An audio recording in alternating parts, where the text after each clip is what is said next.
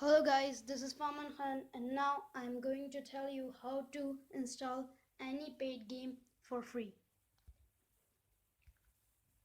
First, open Play Store and search any paid game. I'm going to search Grand Theft Auto San Andreas. This is a paid game. And then open your browser. Then search android.mob.org.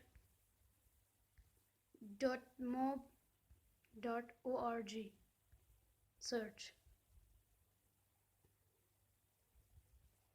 Click on first one.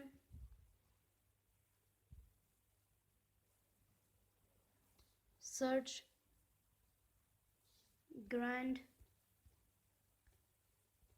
Theft Auto San Andreas. This one. See, the pictures are same. And then click on download. This is a mode. And this is a game. And this is game cache. Download two files. Game and game cache. Click on download. Then download.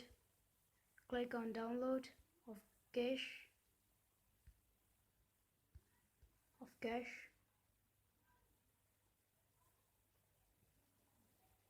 Then download.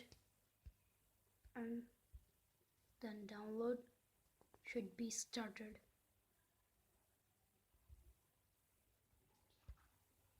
Thank you for watching.